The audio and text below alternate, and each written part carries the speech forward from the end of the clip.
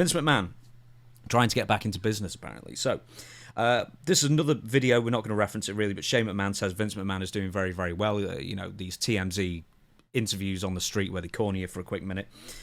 Inside the Ropes says this: Vince McMahon, presumably with his investment firm 14th and I, recently tried to buy a controlling stake in bare knuckle fighting championships, and this revelation included surprising details about what's going on in the world of the former WWE chairman. McMahon is hoping for a return to the top of the combat sports world, and things seem to be leaning more in his favour as the story unfolds. Sources revealed last fall that McMahon was planning a new entertainment hub company, which is 14th and I, as we mentioned, and that enough of WWE's upper staff has basically joined him in this venture that started around February 2024, I guess. WWE has taken steps to distance itself from Vince McMahon as the Endeavour era rolls on. It's not Endeavour, it's TKO. But various media interviews have seen multiple superstars make positive remarks about their former boss. That's interesting. Should we... We'll mention that again. But Vince McMahon apparently recently went to who he thought was the owner of Bare Knuckle Fighting Championships. It turns out it was just like the promoter and he had a small stake. It's actually Triller who own BKFC. What do you think of Vince trying to get into just basically anything combat related? Because to get into the top of wrestling, you probably need more money than even Vince has. To get to the top of UFC, MMA, you're not going to do, because there's UFC, and then even with huge investment in like One championships and other things like that, or PFL, they've got nowhere. So he seems to be going for like lower level stuff that he can bring up, like Bare Knuckle FC. Well, I think I have a theory on this. I think if Vince just wants to buy it so he can compete in Bare Knuckle Championship fighting, he wants to fight. I don't know, like, what is he, 78 now? Like, when's enough? I really don't. I don't know how Vince, with all this, remember, there's minimum of 18 other NDAs outside of Janelle Grant. He could have a Deshaun level or Deshaun Watson level type of fight. So once this goes away, do the other 18 come out of the woodwork one by one? Will he ever be allowed to really, truly be connected to anything? Maybe bare knuckle fighting or something a little bit more obtuse, if you want to use a Vince McMahon word, then right in your face with pro wrestling or the XFL or anything like that. Maybe he's trying to kind of dip his toe in the water and take the temperature to see if people will accept Vince McMahon back in the spotlight, even if it's a small spotlight. Do you get that feeling as well? Well, I was going to ask you, because in a couple of years since the Janelle Grant, or just 18 months or whatever it's been, since the Janelle Grant accusations and lawsuits Stevie wrestles with a microphone have come out, do you think that the public perception toward Vince is softening somewhat, just due to the passage of time? Time heals all wounds, you know that saying, of course. So do you think it's the same thing for And Vince? by the way, I did the job to the microphone before I hit mute. Sorry about that. You gave it I did the Dennis Condrey double throat chop that we saw on Patreon.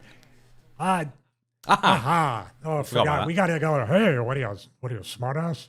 Got to do that. Actually, one of the cameos, they asked me to wish a happy birthday. My Johnny Ace voice. I'm going to do it right after we record. Does time heal all wounds? No, but I think there's a certain amount of fatigue connected to the story. And then people are like, just get it over with, settle it. And if Vince brings out a product that people enjoy, they're not going to care. Bread and circuses. Just like when he came out, I always reference this. This was the middle of all this stuff. And Vince comes out on SmackDown and people are holding their baby daughters up to him, in devotion as a shrine. He's like, where you been? And then he just walked to the ring, did a quick thing and then walked out. And that was, I think, the last time we saw him, like on WWE TV. But he's been... Yeah, didn't he do an intro on SmackDown or something? He came to after the accusations That's came what I mean. out, And the people were cheering him and they're holding... Welcome to SmackDown. They were holding their children up. Yeah. So I guess for the adrenochrome or whatever you wanted to use.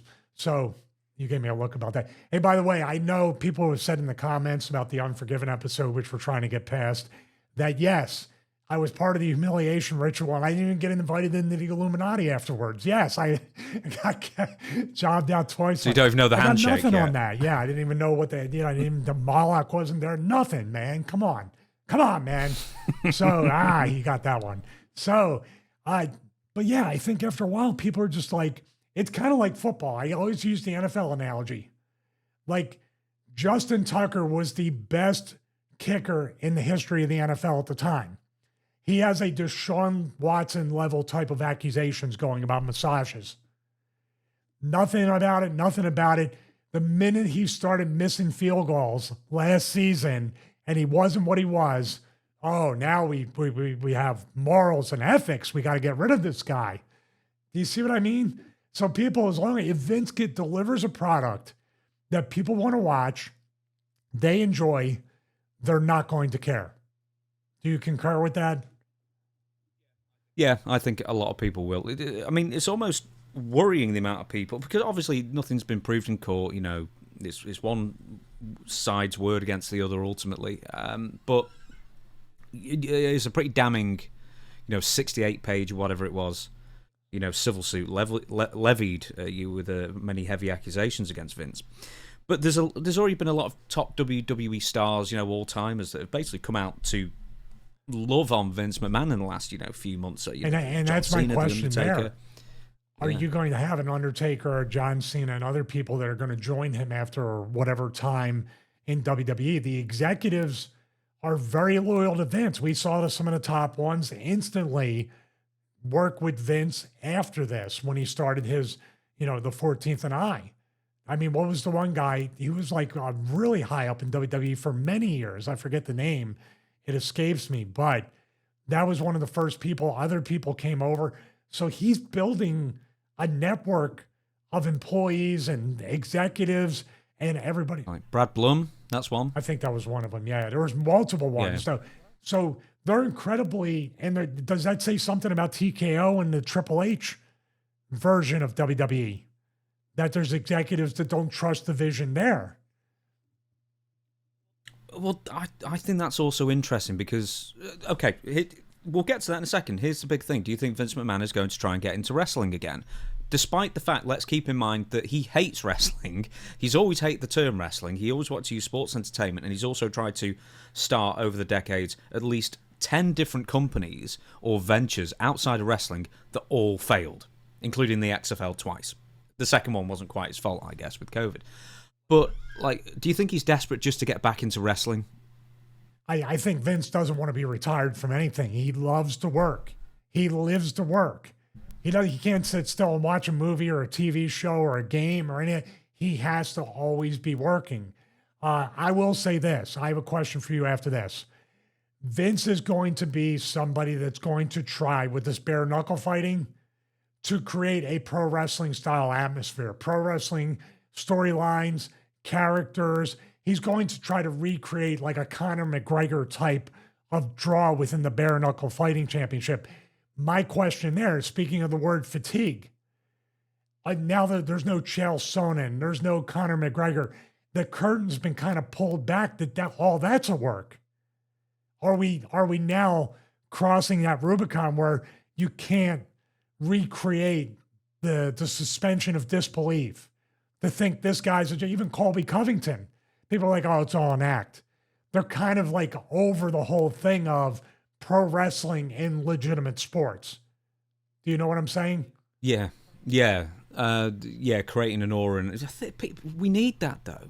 I mean, who's interesting in UFC? No one.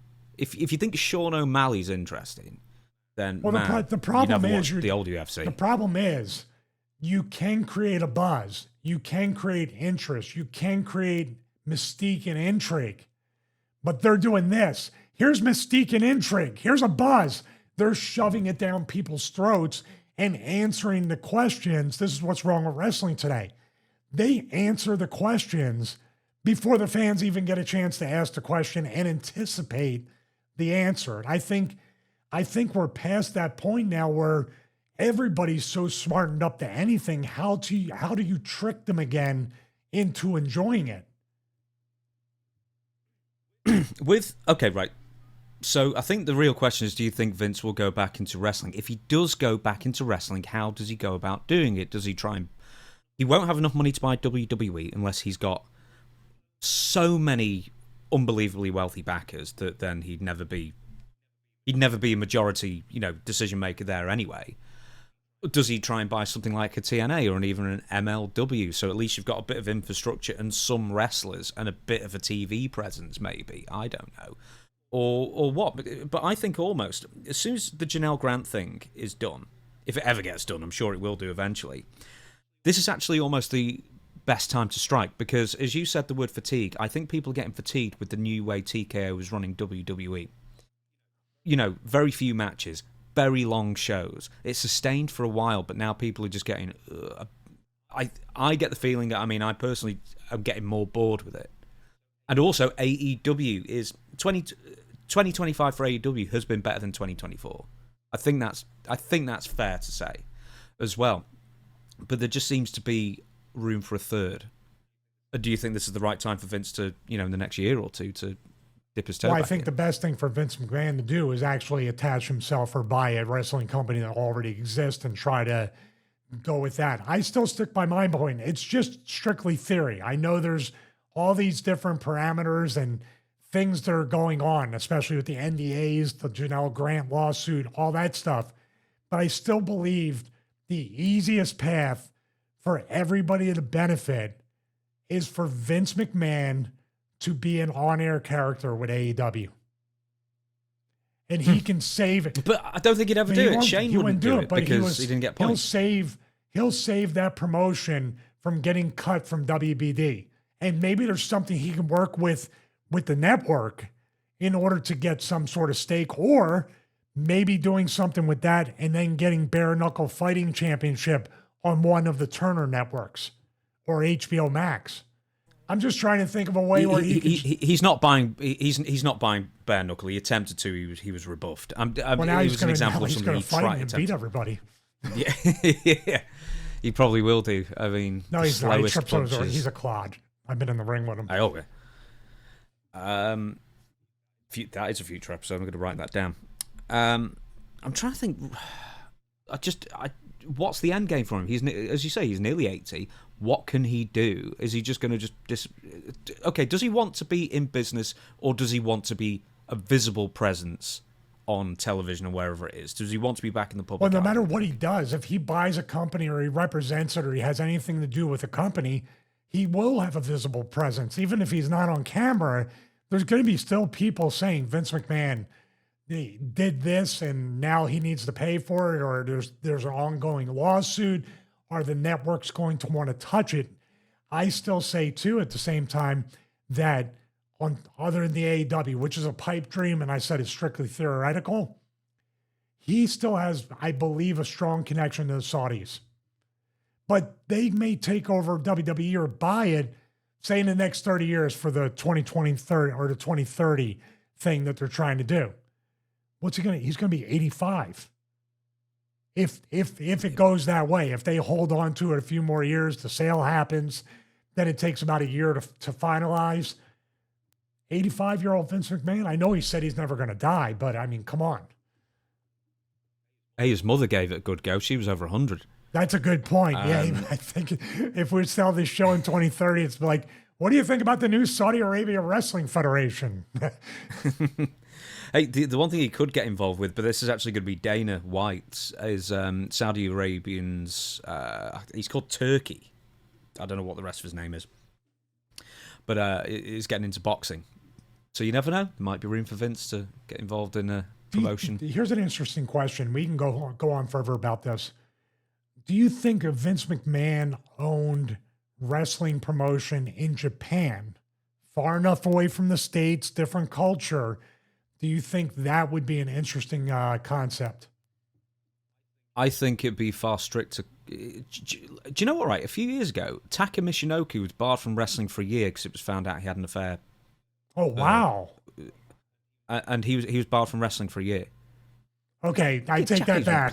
Japanese won't play that at all. Vince is already banned. Hasn't even done it. Yeah. Yeah, he should be banned from, anywhere east of, Manchuria or something like that. But yeah, I doubt it. I didn't know that. No, I take it back. Sorry about that. Wrong again. No. Ah, no. Right, I'm going to stop here. Okay.